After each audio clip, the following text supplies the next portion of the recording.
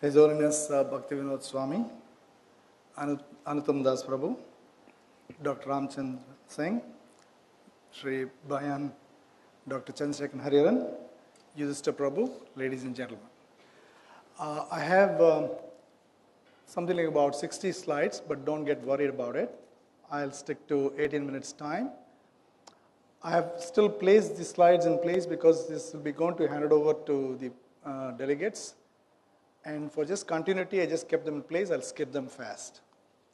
I want to speak on who cares about energy efficiency. The first instance, do we care at all? And what are the case studies and what do you get out of this presentation? As far as energy is concerned, I think time is sort of running out. Energy is one element where once lost, it's lost forever. Unlike other resources, you can never get back in your lifetime. What can one do, with respect to energy? I think I'd like to take from here what Srila Prabhupada, the founder of ISKCON, has done, what one can do individually, our contribution. Okay. I think recently you would have seen ISKCON has been creating Guinness Book of World Records. I think every year passing by, more and more records will be made by ISKCON. And in a span of 12 years, Srila Prabhupada has something like 602 ISKCON temples worldwide, 65 farms and eco-villages and 54 education institutions, 110 vegetarian Hare Krishna restaurants worldwide, 516 million books published by the BBT and distributed, 2,000 home study and workshop groups created, 3 billion plates of prasadam have been served worldwide, and 1.2 million plates of sanctified prasadam now served daily to children as midday meal by ISKCON. 6,000 Vaishnava festivals are held every year globally by ISKCON centers. What it means is, I think if one person can do, at the age of 69, carry forward the mission and accomplish this for almost all time to come, that's the kind of legacy that one can leave. In our lives, as far as we are concerned, there's some legacy we could leave individually to the extent that we can contribute. How much can I do? A great legacy has been can be done no matter what position we hold. Yesterday, I just came, I landed here in Kochi. We realized that Kochi International Airport is the good example for solar power.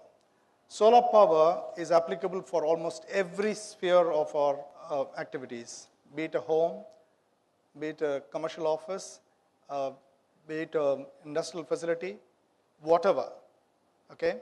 Here's an example where an entire airport is fully solar powered, something like of the order of about 12 megawatt. Just to give you an idea, this facility may be taking maybe about half a megawatt. Okay? Imagine 12 megawatt being solar powered, entire airport. What it shows is, if one airport can do, every airport in the world can do this. Okay?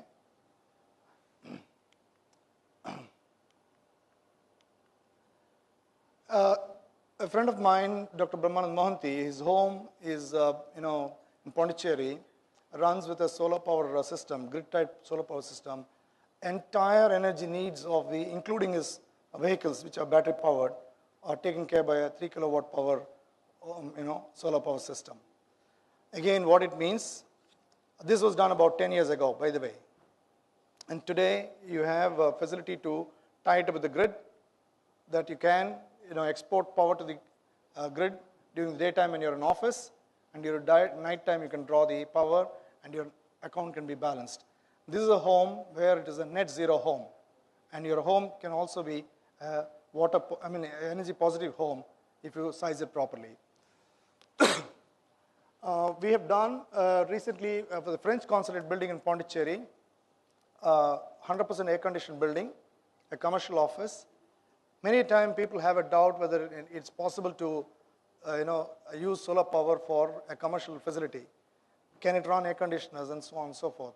Here's a building where we've seen that if you reduce your load to the bare needs by efficient methods, so this was about 110 kilowatt they were drawing, and after efficient methods and systems being put in place, dropped to 62 kilowatt.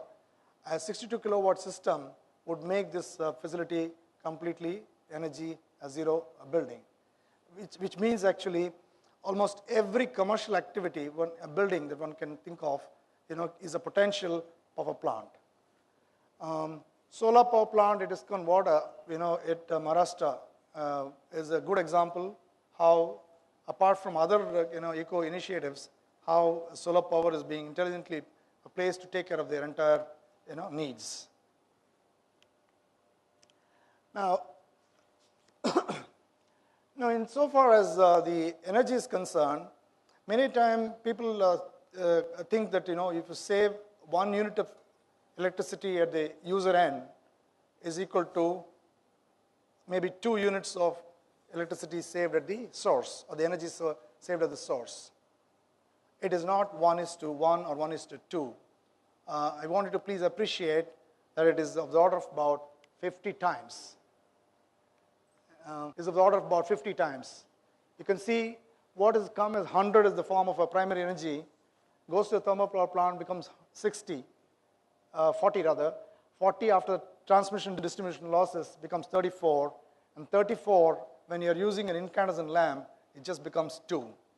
So what happens is 100 is dwindled to just about 2. Therefore, any impact that you do at the user end as a responsible user of energy, if we do it, we must understand that actually we are helping 50 times more. And the commensurately, the environmental impact is also, helped 50 times the moment you save every ounce of energy at the user end. Okay. Now, this slide shows as if, one is using incandescent lamp. How true it is. In the year 2015, do you think that people do use incandescent lamps? It may think in the age of LEDs and so on, are people using incandescent lamps? Okay? It is not a big surprise.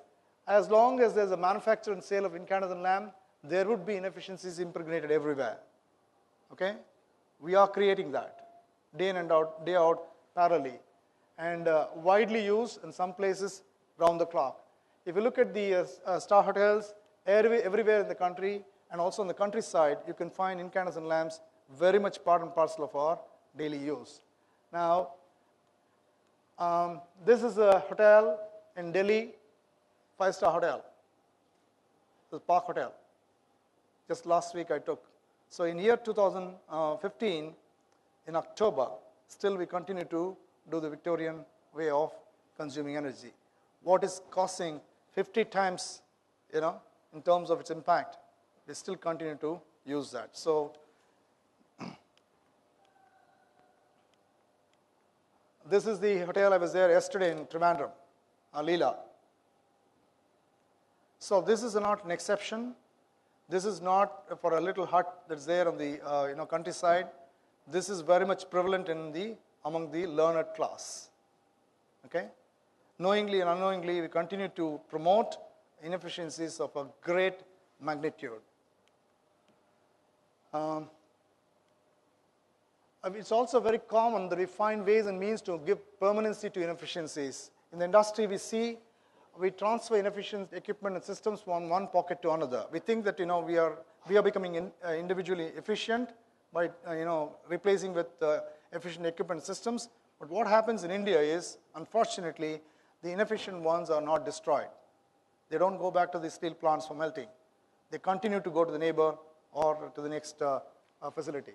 Salvage value of inefficient equipment is considered important by the owner, not disposed of as scrap, but as same equipment. Therefore, the inefficiencies continue in the same family. So little do we realize that actually we are not doing any good. Motors, compressors, refrigerators, air conditioners, pumps, freezers, dryers, ovens, boilers, transformers, you name it, any energy using equipment is never replaced permanently. Okay? That's the ill. Now, what is the economic sense of conservation? Okay? I want you to please appreciate this. There are various sources of adding capacity, the thermal, wind, solar, and so on and so forth. You find the capacity generation by conservation is the cheapest, just about 50 lakhs. Everything else is 10 times or more than that. Everything else. Number two, by conservation, your capacity is created at the place of use. So you don't really require, again, the transmission lines and other network that would be there. So it can be used almost in the immediate proximity. And the cost-wise, and also in terms of time-wise, it's the least. For example, you can generate capacity through conservation in less than 6 months' time. If you want to put up a power plant in the conventional way, it is anywhere about 3 to 5 to 6, 7 years, depending on which route you choose. And all of those are with an additional burden on the environment. It's the first fuel, therefore, with a lot of untapped potential, and it's also the hidden fuel, and the surest energy supply that can exist is through conservation. Now, is it really possible to create 1 megawatt capacity with 50 lakhs? Okay, can be a question. The answer is very much a big yes. Can you really create a capacity or 1 megawatt capacity with 50 lakhs? Why 50 lakhs? In some cases, it's possible to create even with just about 5 lakhs. Okay? Because the potential for saving energy can be as high as 50% in many a case. I'll come to some case studies, you would know that. 100% saving is possible in some cases. How is it possible? How is it 100% possible? Okay? Now, Delhi airport, if you see, this is 8 o'clock in the morning. Why would you design a facility where you are bringing in artificial light rather than that, if you had only made a little, improvement in your, designing at in the inception stage, 100% of this lighting energy could be avoided.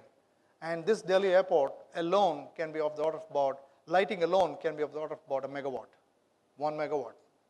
So if you had done this in the beginning, it would have cost you perhaps next to nothing if you had incorporated the part of the design. Now, what will happen is for lifetime, until this airport goes through any refurbishment, maybe after 50 years, for 50 years, you'll be actually consuming, this kind of energy. And this is the Trivandrum airport. Yesterday, I just they have natural sky shade. Unfortunately, you can see they felt shy of using the natural light completely. Therefore, you run the, electric powered lights parallelly. Okay? Why would you do that? And in fact, where there's a glass facade, adding insult to injury, just right on top of the glass facade, they have metal halide lamps. Each lamp is maybe about 250 watts. Okay? And this is true for any airport in India now. The so-called award-winning airports, you would find that the resources are given any respect at all.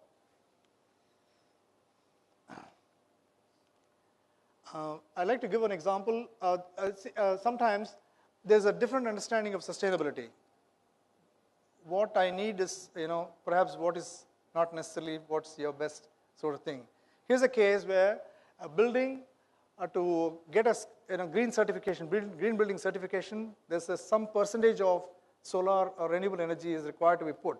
Just see how a mockery is done of this. The solar panels are kept vertically on the wall, and you still get certified as a green building. Okay, and You also get in the emails, generally people say, please don't print these mails unless it's required. This is one mail, okay? Can you think of somebody saying exactly the opposite? So as Sri Ananthadas was mentioning, what is the knife used for? What does it mean? Okay? Here's a mail, which down below it says, please don't print unless necessary, okay? I'll give you next mail, where in the bold letters, the sender is saying, please print this mail. And he's also giving a reason why you should print. He's citing, it's employment, economic development, and so on and so forth. So we're actually living in a scenario where 180 degrees opposite views in the same family. Okay? And this is the constant battle the sustainability faces world over, and definitely in India. Okay? How does it matter in terms of money? Okay? And then also green building certification does not necessarily mean that your most efficient installation and operating efficiently. Okay? Many times we find that this is a pre-requirement nowadays to promote any building, be it a housing complex, be it a commercial building or an industrial facility. It is, unless you have the green certification, the identity is not established. If you see here, there's one of the surveys in the US found that the certified green buildings in real life are consuming more energy than non-certified buildings. Okay? This is the US scenario. You may think this is the case in the US. Just last month I could not locate for the presentation, I saw for Center for Science and Environment, CSE in New Delhi, has published an article which very clearly stated very similar experience now going through in India. The certified buildings are not necessarily consuming lesser than certified buildings. Therefore, I think for the outward world, we give one projection, and internally we do something else in reality. And I call this sustainability compulsions. Almost every business you can think of talks about sustainability. I would say, I think slowly the world is moving towards, unless you take care of your resources, you cannot perhaps be in the business. So it's no longer philanthropy, it is no longer social service. I think it's your very existence depends on how you're going to support and respect resources. For example, the next one, the Pepsi Aquafina water bottle, it says that we give back to Mother Earth more water than what we consume through rainwater harvesting. It may sound as if it is philanthropic. Okay? It is not. For this company or any company which is going to be in business of water has to necessarily in future produce their own water. This can be true for any activity we are in, including religious and institutions. Okay, we need to create our own resource. Days are coming like that. And many times, it's thought saying that does it mean extra cost? Okay, this is by CFO, a financial magazine. Very clearly, they surveyed and found that actually incorporating green features, sustainability features, improves the profitability of the companies, which is true. Okay, as Dr. Harivaran was saying, I think if you promote the mall culture, where does it go? If there is no value add and there is no respect for resource, how do you ensure that there is recycling, material availability, and so on and so forth? Okay. This basically this magazine says that the companies which have practiced in true sense for long-term sustainability initiatives have given back more to the shareholders, which only says that if you practice sustainability, which actually means that sustainability is making fundamentally economic sense. There is nothing for you to spend extra on a life cycle cost basis. I'll take a technical example for a minute. This is actually a case study of a large information technology campus complex in Chennai. Very huge consumer of air conditioning energy. something like about 30,000 employees on campus, and 24/7 facility.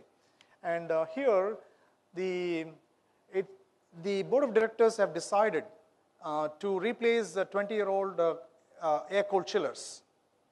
And unfortunately, the board has made a decision to go ahead with replacing air-cooled chillers with air-cooled chillers.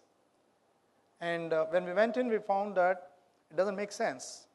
And air-cooled chillers compared to water-cooled chillers consume about 35% more energy.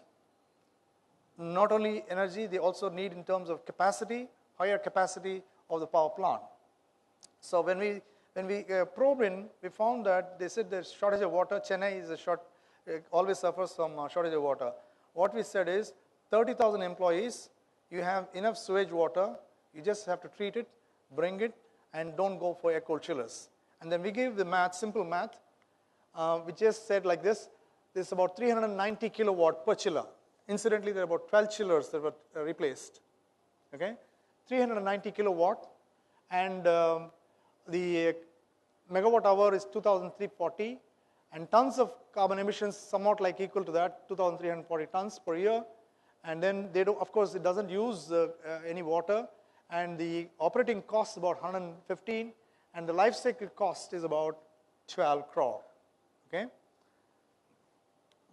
For the same thing, doing the same job, it just takes 7.3 crore, and instead of 390 kilowatt, it's 200 kilowatt.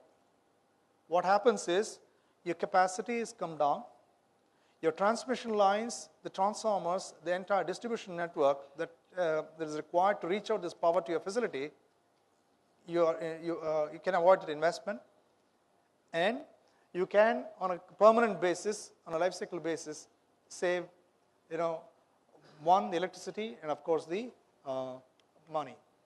Here, for in a 10-year span, if you notice their own history, the chillers were working for 20 years. So, but we just made a math for 10 years.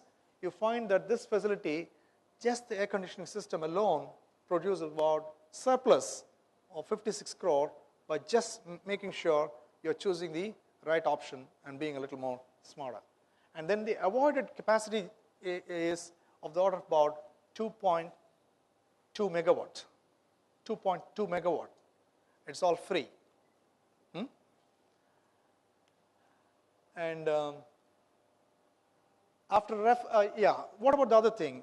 One of the things that I want to talk today is about the experiences, sharing the experiences for a way forward. In the corporate sector, we find that companies are doing money, which are not doing money, no matter what you are. The decision to take energy efficiencies assessment and diagnostics done is a long drawn affair. It takes anywhere between 1 to 2 years. Sadly, after the diagnostic is done, another 2 to 3 or 4 years takes for implementation. So in all, after fully knowing well that you want to take action, the time span that is taken is about 5 years' time. Now, what are the kind of companies that you are doing this? Are these companies, with a lot of bureaucracy and so on and so forth? You can name any company, top-line companies. You have examples, multinationals, Indian multinationals, large corporate houses. Unfortunately, the time that it takes is something about 1 to 5 years. Today you can save, but your action in terms of taking is you're losing something about 4.5 years in actually capturing what is known. So you actually do not cure the disease. You think that you can, by delaying, you're getting away with it. That's a sad part. Okay. Now I just skip through these slides. These are just to show whether Dubai, Malaysia, Nepal, Singapore, Bangladesh, and all over these places. These are the case studies who have actually implemented and achieved the savings and so on. That means it's possible. These are not just paper studies. And I just wanted to give one example of one group for you to get a perception. Okay, this is a group of hotels. This is has a presence of about 100 hotels. They have 3 types of hotels. One they call the luxury, then the second best, and then the third one they call the the budget hotels. In just one group, you'll find that their savings is of the order of about 40 crore per annum, and they can contribute something like about 54,000 tons of CO2 emissions avoided. And the best part is the energy efficiency actually has something phenomenal return on investment. If you see the last line, the return on investment for all the group put together is of the order of about 80%. Whereas this hotel industry, they struggle to get double-digit returns. Many a time it's 7-8%. It's a great return in a hotel industry.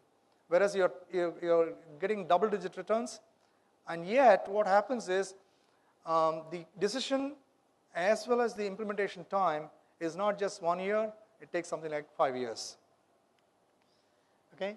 And who are doing that? Okay? You name any brand. Okay? We have examples. We have great companies, yet when it comes to action, in terms of real ground level support for sustainability, there's a tremendous amount of lethargy. And you can see, these are big names. Okay?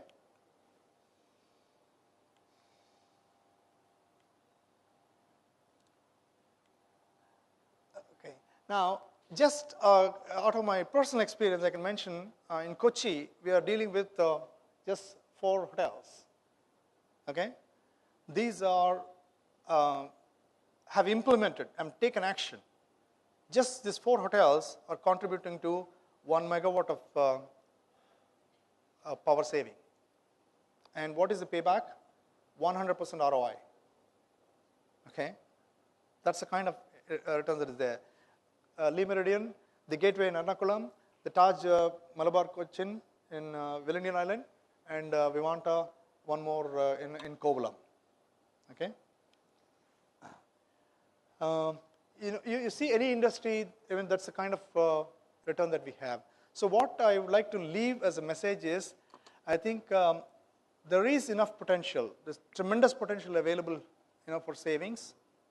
No matter what activity, no matter which type of management you come from or you represent, there is a phenomenal saving. What is required is action, and that action starts from me as the first one. Okay? Thank you.